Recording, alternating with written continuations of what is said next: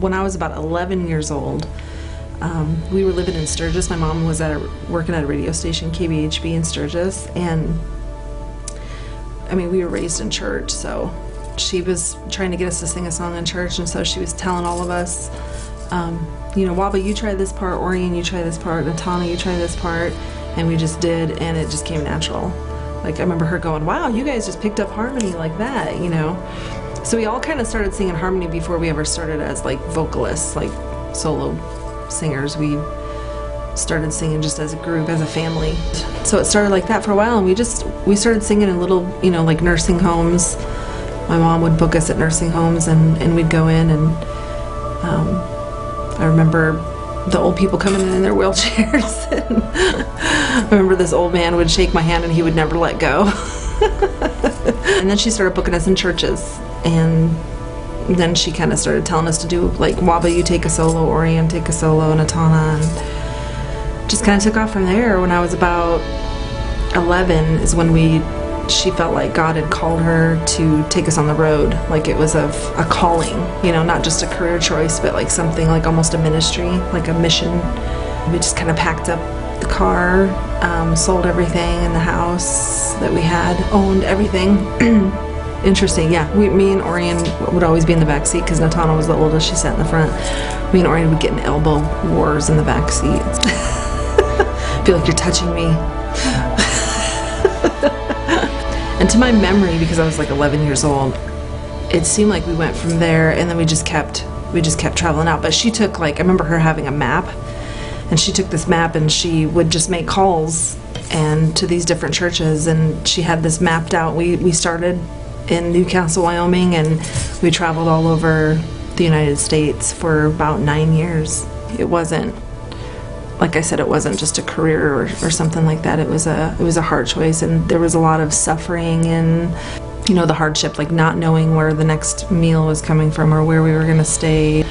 You know, we'd stayed a lot of times in pastors' homes, so the pastors had kids our age, you know, girls my age, and we'd go in there in their room. They'd, you know, have a closet full of clothes and knickknacks on there, you know, and stuff, and it was like, wow, what is this like to have this kind of a lifestyle, to have, you know, like a home and a parents and go to school, public school, you know, what is that like?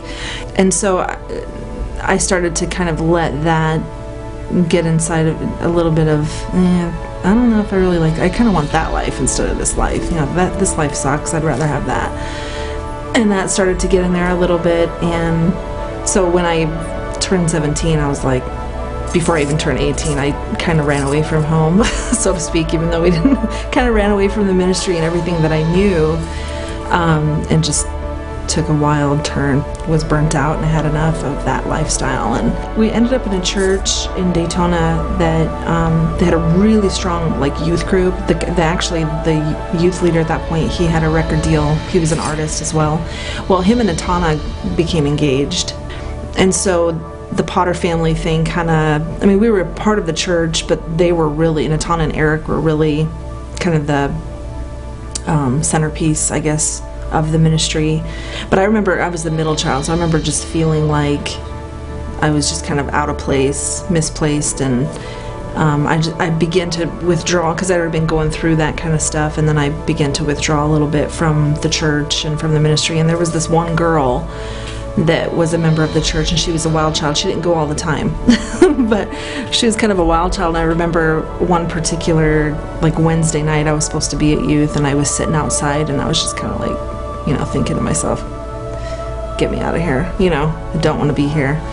And she pulled up in her car, she was going to come to church, and she's like, what are you doing? And I was like, wanting to be, you know, like, out of here, wanting to leave. She's like, jump in, we'll go cruise around, you know, Daytona. So she takes me on the beach, and we're driving around, and that's kind of where it started. She introduced me to a whole other scene of people, kind of like the t-shirt shop. You've ever seen, like, Jersey Shore, where there's, like, the t-shirt shop, like, Italian guys and stuff. So she kind of, like, introduced me to their crowd, which was, you know, of course, drugs and alcohol and just wild all-night partying till wee hours of the morning. I stayed with her a few nights, and then eventually I just kind of got from her into a totally different crowd, and which was way worse than even her crowd. When I came back to South Dakota is when things really got bad. and I got really bad into drugs. I was into methamphetamine and cocaine. Found out I was pregnant and actually stopped doing drugs while I was pregnant with my daughter Jazzy. Nobody really knows how far down I went, you know, but I went down pretty far. I'm just painting the picture, trying to paint the picture for you, just to give God the glory is all I'm trying to do. You know, I paint the picture so that people can really understand how far up God pulled me. I decided that I was going to reach out for help, and I did, which was a huge step for a drug addict to, number one, admit to everybody their weakness and what they're doing.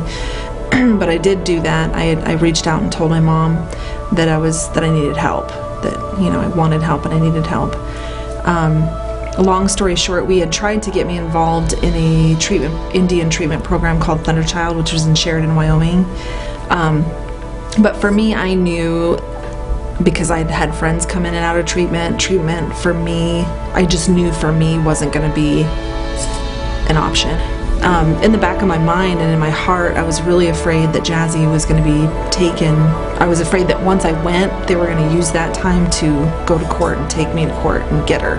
You know, the whole time, I felt like, you know, God had given up on me and I was such a bad person that He would never help me out. But I had enough faith, I had just a teeny bit enough faith to ask God to not let me lose her, because I didn't want to lose her. That was my biggest fear.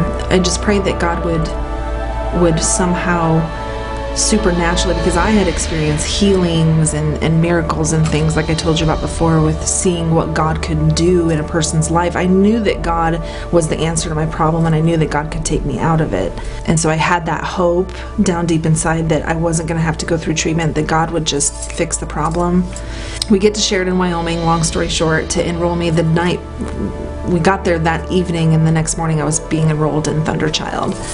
Jazzy was with me, my mom was with me, and we show up there, and she decided to take me to this church where there was a pastor there that we had sang at his church previously at another town, but he had moved to Sheridan, Wyoming, so he knew who our family was. He knew where I'd come from, and, you know, so we come in and I've got Jazzy with me, and I look like, you know, just bogged down. But long story short, in that service the night before, there was a lady that was there that was ministering. She looked at me, she looked me in the eyes, and she just started calling out everything I had been involved in without knowing anything. You know, we literally popped in. She just started saying drug addiction, you know, all this stuff that I had been involved in, and she just put her hands on me and prayed for me. A lot of people look for natural resources to cure their problem, and that's fine. For some people that works, you know, going to treatment and that stuff, that's great, that works for them. But for me, my hope was in God, and I literally felt the transformation and felt it leave, because my faith and everything I had hoped for was linked into what she was giving me through prayer. She was believing God for that too. So the next thing was, okay, well, now I'm delivered from drugs by the power of God. God's delivered me and brought me out. But I still had a lot of deep underlying issues. Didn't know what I was going to do, and I was really afraid to just take Jazzy and go back to South Dakota and back into my natural environment. So I was going to go ahead and go through treatment. I thought that would be a wise decision. You know, me and my mom had talked about it. She said, just go through treatment. Well, the pastor talked to me at that point, and he said, you know, WoAbba, why aren't you going to the Hannah House? You know, there's only maybe 3 or 4 in the country that are places, that are homes that are designated for women in abusive situations to have their child with them, and they get counseling, they get taught how to parenting classes, how to cook, and all this sort of thing. And he's telling me about it, and he's like, we have one right here in Sheridan, Wyoming. And I'm like, literally my heart dropped, and I was like, don't show me this and me not be able to have it. Like, this is exactly what I need. This is exactly what I need. And so he's like, well, let me make a call. I know the director of the facility. Let me make a call and see. You know, it was the morning of that I'm supposed to check into Thunder Child Treatment Center. He takes me out there. We drive up. It's, you know, out in the country. It's like something you'd see in Better Homes and Garden. I see these moms out there with their kids, and my heart's just like, you know, this is what I need. Go in there. Long story short, they had a waiting list. They had 1 bed open, 1 room open. They had a waiting list of people that had been calling from all over the country trying to get in. And long story short, they accepted me. And for me, the service the night before with God and I knew that that stuff had left me, the drug addiction and the issues. And then for God to just open this door for me and my daughter to go in was a huge, huge miracle. Like, he saw my heart, he knew what I wanted. And so, long story short, that's what happened. Me and Jazzy checked into this facility. It was a huge answer to prayer. It was God parting the Red Sea for me, and I never turned back. I've never touched drugs since. Jazzy's 18. God was enough, you know what I'm saying?